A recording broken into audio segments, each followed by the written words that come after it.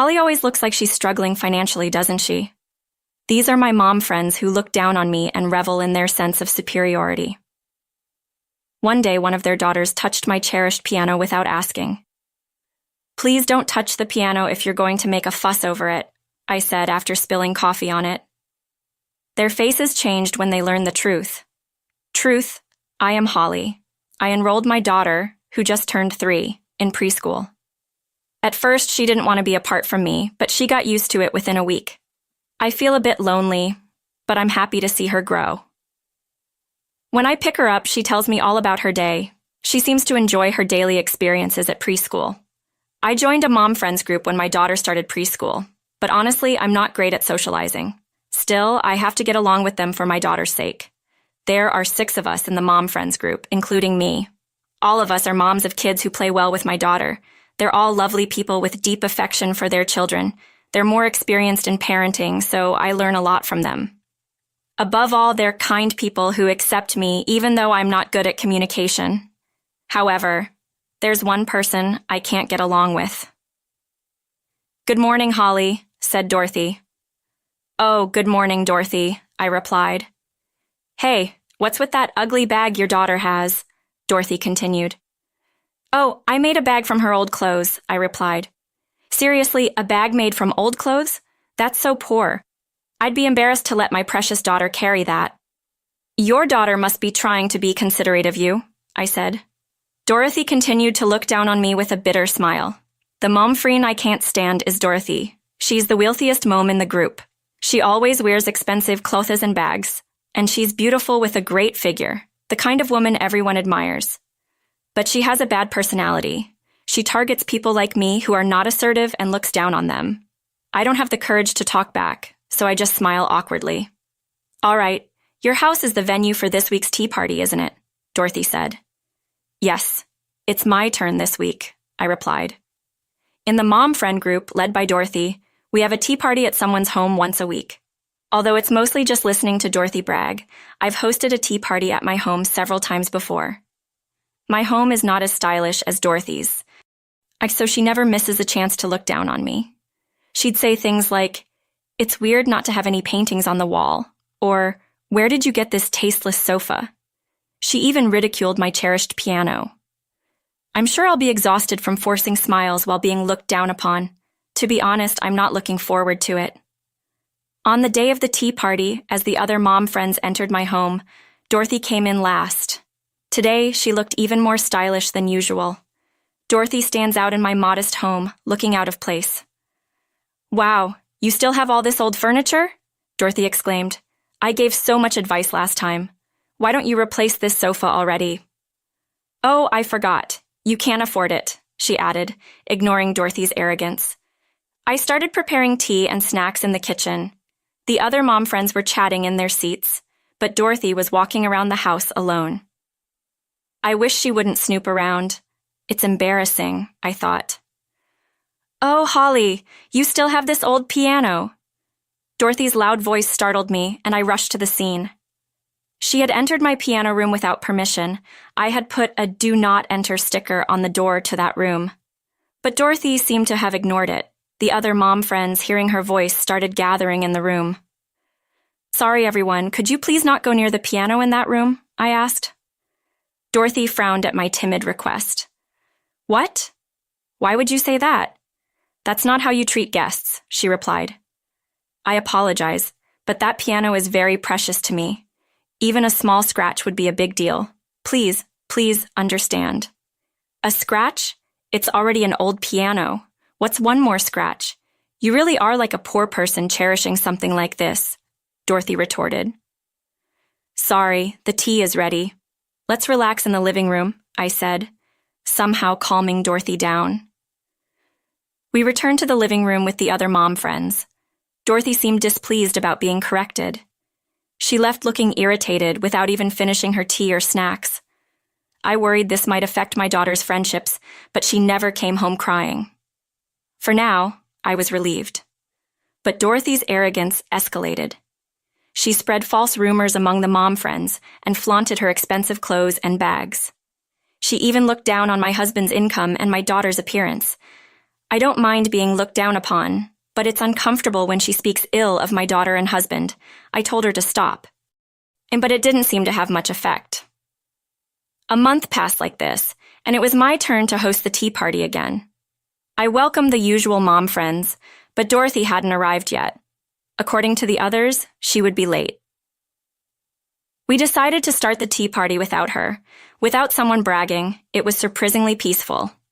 I was talking without tension for the first time but she never came home crying. It was probably Dorothy. I got up and opened the door. Sorry, I'm late. I was picking up my daughter from daycare. Dorothy was holding a little girl about 2 years old. Thank you for coming, Dorothy. Is your daughter joining us? Do you have a problem with that? No, I just wasn't expecting it. It's none of your business. Let us in. Ah, sure, sorry. Dorothy's daughter ran into the house as soon as they entered. As I tried to stop her, Dorothy pulled my arm. She's fine on her own. She's a good girl. But what if she gets hurt? Do you have anything dangerous lying around? No, but since you're here, Dorothy, how about we have lunch? Would your daughter like to join? Wow, you're actually being considered. However, Dorothy only called her daughter's name and didn't try to bring her to the living room. She left her daughter unattended and went to the living room where the mom friends were waiting. I managed to catch Dorothy's running daughter and took her to the living room. I handed her to Dorothy and started preparing lunch. As I was bringing the prepared dishes to the living room, I heard a noise from the hallway. I had a bad feeling and went to check. Dorothy's daughter was pulling out my daughter's toys and playing with them. Sorry, these are my daughter's favorite toys.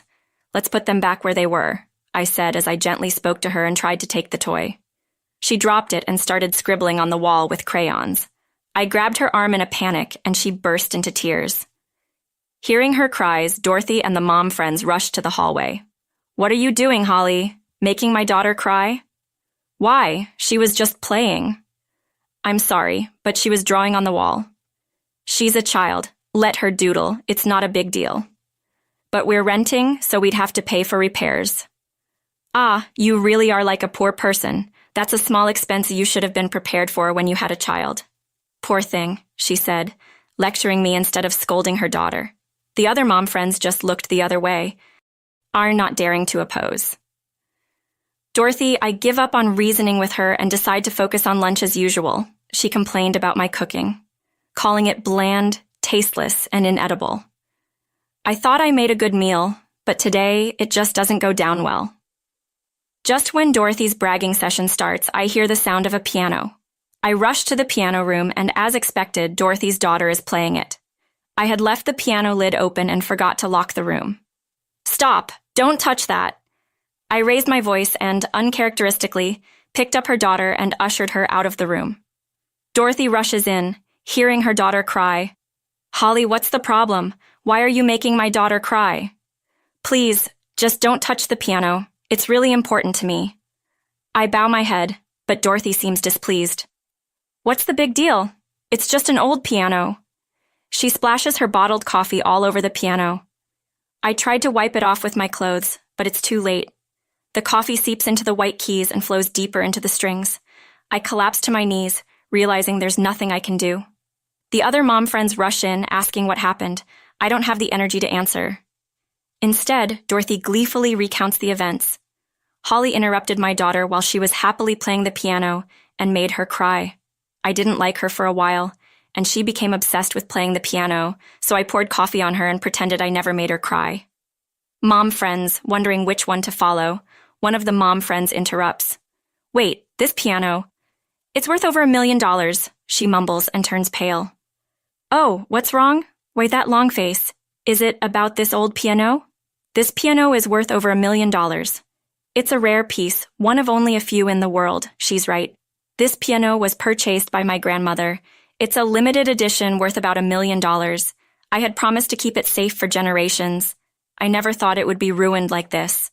You're lying, Holly. How could someone like you own such a valuable piano? Speak up, say it's a lie. No, it's not a lie. This is a cherished piano passed down from my grandmother. I warned you not to touch it before. If Di spilled coffee on it, then she'll have to pay for the repairs. That would be around $100,000. $100,000? I can't afford that. Besides, it's Holly's fault for not telling me it was valuable. Dorothy tries to make excuses but realizes her position. She apologizes profusely. "I'm so sorry, Holly. I had no idea that old piano was valuable. I'm truly sorry. Please don't bill me for the repairs." She had always looked down on me and acted arrogantly. Is she really sorry? I think about her past behavior. She's always looked down on me, brought her daughter without notice, and let her play without supervision. She even lectured me for interrupting her daughter's playtime. "Dorothy, stop apologizing." She looks up at me, hopeful. "I will tell her that I'll send you the bill for the repairs. Please take your daughter and leave," she said. They are stunned. I point to the door, and the other mom friend escorts her out. The tea party ends. I later bill Dorothy for the repairs. Her husband visits and apologizes. Apparently, her attitude had been a problem for a while. He says he is being looked at in a negative light because of this incident. She starts working to pay off the debt and stops attending tea parties. I make sure to lock the piano room from then on. Since then, the piano has been beautifully restored. And in order to prevent such a tragedy from happening again, he has developed a habit of turning the doorknob to make sure the room is securely locked. I resent my inability and wish I had done this from the beginning. Years pass, and my daughter grows up. I pass on the piano to her, knowing she'll take good care of it. All right, everyone's presentations are done. Nick, the manager, said as he tried to move the discussion forward. Excuse me, I haven't. I recently found out something. Nick interrupted me and began to speak. There's apparently someone in this department who didn't graduate high school and is just a part-timer. Meetings should be for employees only. Absolutely right. His lackey, Mike, of course, agreed with Nick. I'm leaving. After leaving the meeting room, I started to shut down my computer. I noticed that an email had arrived, not in my personal inbox, but in the company's shared email. Thinking, there's no point in speaking up, no one will listen, I went home quietly. The next day, I heard a commotion from Nick's desk. He was staring at his computer screen, his face pale. Nick? Is something wrong? Mike looked at the screen with him. And he turned even paler than Nick. Why is he so angry? Knowing the reason for Mike's distress, I thought to myself, serves them right. My name is Adam. My mother passed away when I was in the 9th grade, and I was raised by my father. Well, you could hardly call it being raised. After my mother passed, my father changed. He drowned his sorrows in alcohol, and though he still went to work, he squandered our living expenses on horse racing. Because of that, I had to start working part-time as soon as I entered high school. Every month, I went to the convenience store with bills in hand that couldn't be auto-deducted from my father's account.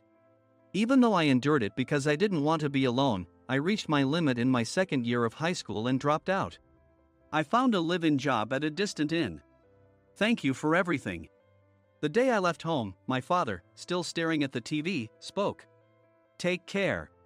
That was our last conversation. Back then, 18 wasn't the age of majority, so I needed my father's permission to work, and I couldn't hide my place of employment. Yet, my father never visited me even once. I kept working just to survive, and before I knew it, I was 42. Years of hard work paid off, and I was transferred to the headquarters. I was thrilled to be recognized by the company, as I thought I'd be working in the field until retirement due to my lack of formal education. Listen up. Our work can change the future of our employees. Don't drag us down. On my first day after the transfer, Nick, dressed in an expensive suit, spoke sternly. There was a reason for this. Our inn was located in a prominent tourist destination, known so well that everyone in the state could sing its commercial jingle. At its peak, we had 5 locations within the state. But that was long ago. Due to financial difficulties and aging facilities, only the place where I had worked for many years and the original establishment remained. I was prepared to lose my job anytime, but now there was a glimmer of hope. With the rise of social media, the tourist area where the inn was located started gaining attention again. Depending on how hard the sales department, where I was transferred, worked. We could either thrive or be forced to give up this prime location to the new hotel chains continuously popping up. For Nick, who had switched careers from another industry to strengthen our sales, this was a battle he couldn't afford to lose. I understood why he had to be strict. I will do my best. Nick sneered at my enthusiastic declaration. Did you not hear what I said? I'm sorry. I thought I was listening carefully. Out of habit from years of customer service, I apologized reflexively, though I had no idea what had offended him. Someone was watching me with a smirk. In this department, there are those who are expected to excel and those who have been shoved here because they have nowhere else to go. You are the latter. It was Mike, the section chief. He's 7 years younger, at 35. But he was called to headquarters much earlier than I was and had been moving around within the headquarters ever since. I'm not jealous, but I can't accept that he's my boss. Graduating from a prestigious university, he has an unusually high pride and caused many problems as a newbie, making things very difficult for me when I was the front desk leader. When I found out Mike was transferred to the sales department a month before me, I was disheartened. Mike is right. With just a middle school diploma, there's not much you can do. Don't even think about achieving results. As if I didn't exist, Nick remarked, I'm thirsty. Mike eagerly ran to the coffee maker. It seems Mike is Nick's lackey. I regretted being happy about my transfer to headquarters, wishing I had stayed on site forever. Send a direct mail to every company on this list by the end of the day. Nick only assigned me tasks that even a new graduate could handle. What? There are over 1,000 companies. You want me to send to all of them by today? Yes, if you and your fellow misfits split the work, even those with nowhere else to go should finish by today. I glanced at the employees typing away expressionlessly. They were worn out from customer service, only thinking about leaving on time, or were women reassigned after having children, with zero motivation for work. Even Sam, a new graduate from the same university as Mike, who was supposed to be among the expected achievers, had no enthusiasm for the job, having joined the company wanting to do customer service. I don't care what they say, I plan to quit anytime, he said. Only Nick and Mike were highly motivated, making all the decisions between the two of them. I originally only wanted to work at the inn to survive and had no particular attachment to this job. I swallowed my words, thinking I had no right to reprimand them. About a month after the transfer, Nick told us with a frustrated look. To commemorate the 50th anniversary, we've decided to create a plan exclusive for one group per day. Originally, Mike and I were supposed to come up with it, but our president, Mr. Thompson, insists on hearing everyone's opinions. So, you all get a chance. As Nick explained, Mike began handing out prints. Make sure not to embarrass Nick. If your ideas are half-baked, you'll have to redo them. It seemed that they had printed his handwritten notes by Mr. Thompson, which included several questions and a section for free responses. It made sense why Nick had to seek our input, given that all responses had to be submitted to Mr. Thompson. We were given a week to think about it, and a meeting was scheduled to compile our ideas. My plan is to let guests enjoy both the old and modern America. Nick began the presentations. Guests would watch a master confectioner at a nearby traditional sweet shop make sweets in front of them. The welcome drink would be premium tea in a bottle. Nick's plan was certainly attractive. After his presentation, Nick called on us to present in the order we were seated. Just as I stood up for my turn. All right, everyone's presentations are done. Excuse me, I haven't. I recently found out something. Nick interrupted me. There's someone in this department who didn't graduate high school and is just a part-timer. He was likely talking about me. I joined the company as a part-timer and was made a full-time employee when I turned 20. That was 20 years ago, so Nick and Mike probably had no chance to know until recently. Meetings should be for employees only. Absolutely right. After that, Nick kept creating opportunities to solicit everyone's opinions, purposefully excluding me from speaking. The meeting unexpectedly heated up and went past the scheduled end time. A few people asked to leave, and the discussion continued with the remaining few. Still here? Normally, you'd leave in that situation. Though I had no attachment to the job initially, hearing kind words from customers made me want to make them happier. For someone like me, with nowhere to go, the inn was my home and customer service was my life. I felt pathetic about my current self. I'm leaving. I left the conference room and started shutting down my computer. I noticed an email had arrived, not in my personal inbox, but in the company's shared email. Thinking no one would listen to what I had to say anyway, I quietly went home.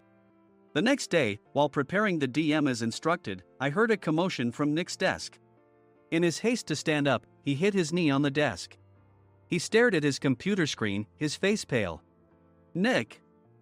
What's wrong?" Mike, thinking he should be the first to rush over, approached Nick while still wearing his coat. He peered at the screen with Nick. And he turned even paler than Nick. Why is he so angry? Who is responsible for this company?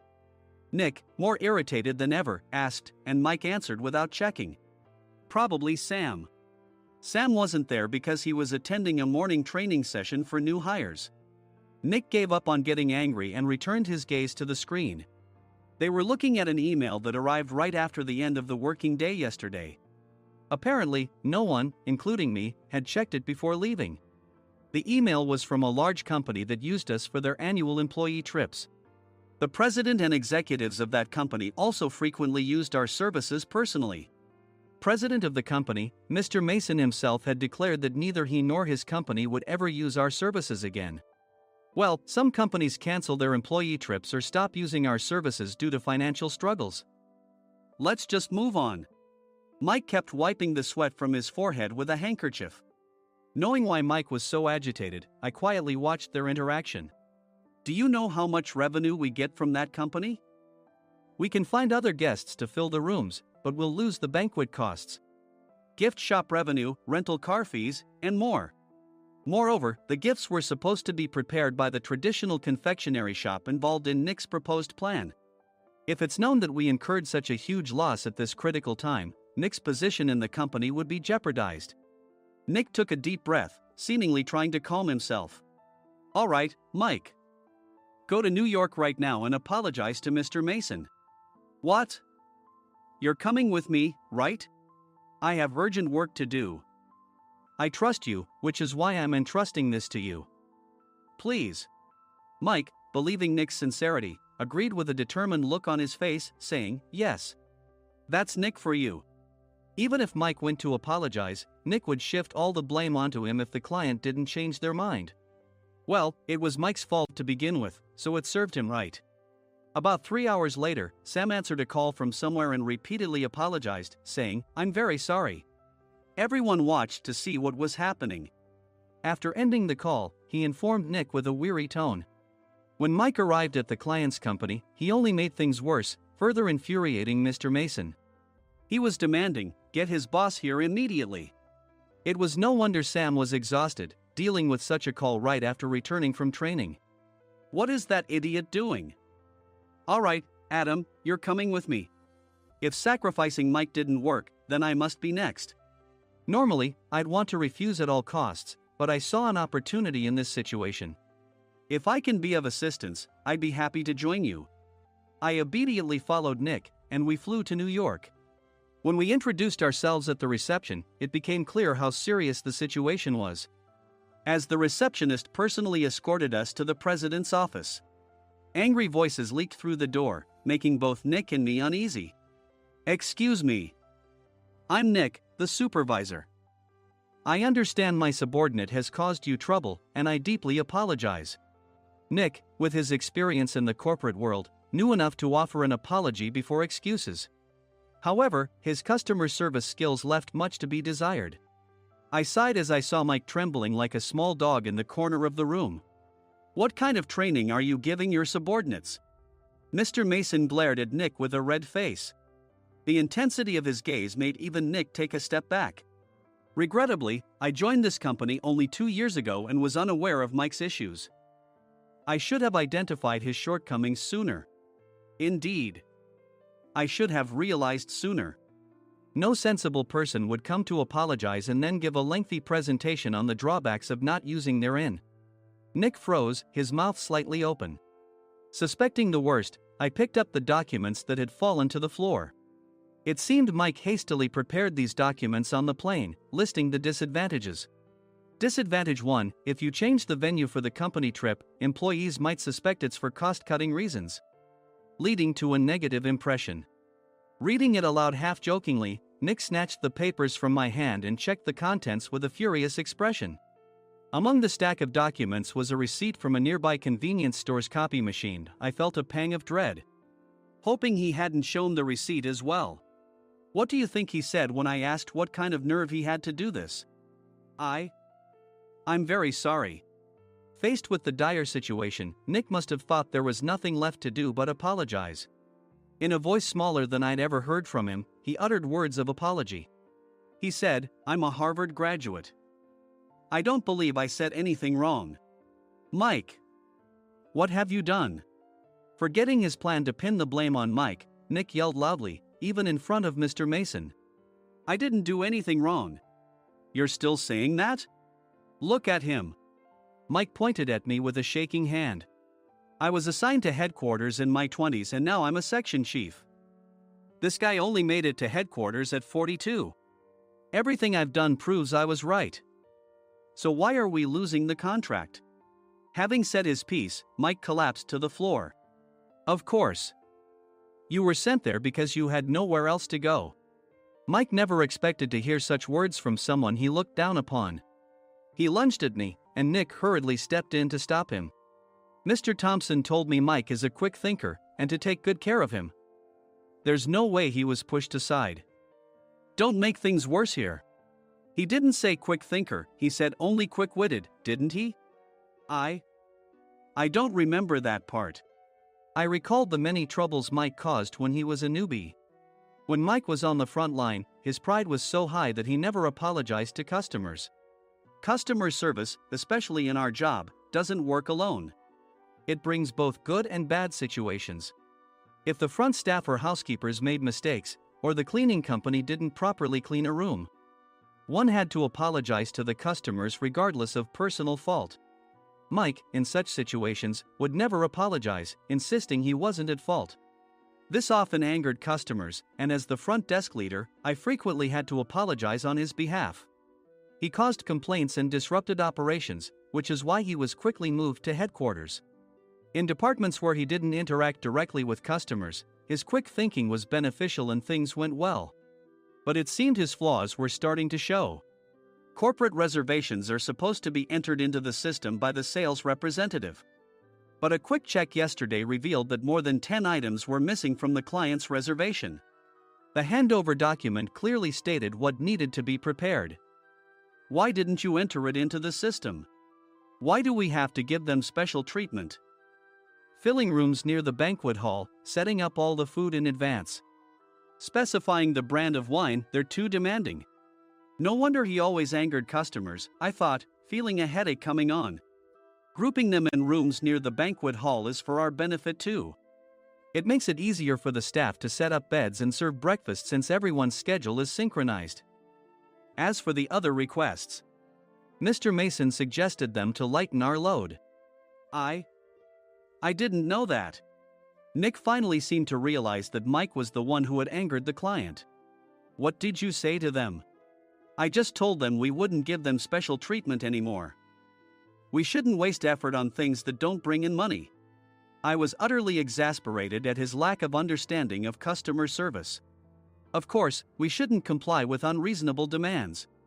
But carrying over successful practices from past stays makes customers feel remembered and enhances their experience. Good memories encourage repeat visits. That's part of our job. I looked down at Mike, who was sitting on the floor. In our job, nothing is a waste. Mr. Thompson likely moved you to the sales department, hoping you'd finally understand this. How do you think he feels now that you've failed to meet his expectations? Mike, tears in his eyes, fled the president's office. I was amazed he still hadn't apologized. You have it tough, Adam. It's okay, we're all employees of the same company. I deeply apologize for this disrespectful incident. Especially after all the care you've shown us. If it weren't for you, Adam, I really would have stopped staying here. When I heard you were moving to the sales department, I was willing to reconsider if you handled it. Seeing us talk so amicably, Nick's face contorted. Do you two know each other? Adam's service is excellent. I always requested him specifically. Normally, we don't accept specific staff requests, but we made an exception for Mr. Mason, adjusting my shifts accordingly. He had personally stayed at our hotel just before my transfer, and during casual conversation, I mentioned, "I'm moving to the sales department soon." If I hadn't told him then, things could have been much worse. "Please continue to take care of us. I look forward to it." On the return flight, Nick awkwardly offered me a can of beer. "It's still working hours." Of course, I had no intention of forgiving him for a single beer. Nick might try to pin everything on Mike and avoid any consequences. While pondering this, a startling fact came to light. "Nick, the tea bottles for the plan have arrived." I handed Nick a bottle labeled with our inn's name. "They look good." "What are you talking about?" "These are plastic bottles. I had assumed we would use the trendy, high-end bottling tea. But what arrived were ordinary plastic bottles of tea with customized labels. The only unique aspect was the label, which had the inn's name, making it look customized. Upon further investigation, I discovered that a substantial amount of money was set to be paid to the tea company. It was priced like bottling tea. "Does this plastic bottle really cost $100 each?" "The tea inside is specially blended for us. The extra cost is for that." "Wouldn't it be better to use another tea company? Or is there a specific reason we must use this one?" As Nick continued to make excuses, I showed him a printed email. I informed the tea company's president, Mr. Mitchell, that we discovered irregular payments, and he confessed. He said you two were high school classmates and planned to split the extra money. That idiot. Why did he confess? That's not important. You should worry about yourself. This could turn into a police matter. Opening the bottle cap, I suggested. How about calming down with this tea? It supposedly has a relaxing effect. Nick drank the tea frantically. In the following days, decisions were made about their fates. Mike was reassigned to the General Affairs Department, with no chance of transfer or promotion, as per Mr. Thompson's orders. As for Nick, since the payment to the tea company hadn't yet been made, he narrowly avoided legal trouble.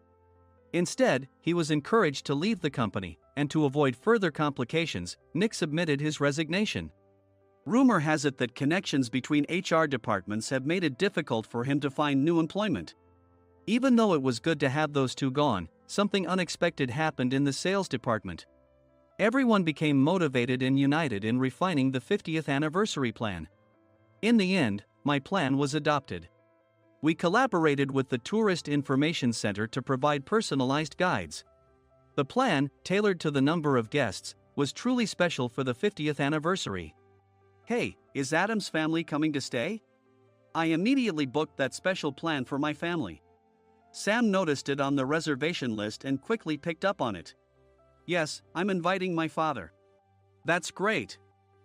I might invite my parents too." I lacked the courage to face my father just as Adam. But here, with the confidence Mr. Mason praised, I felt ready. The 50th anniversary plan was a perfect opportunity to reconnect with my father. I hoped to bring back the days when we could laugh together as we once did.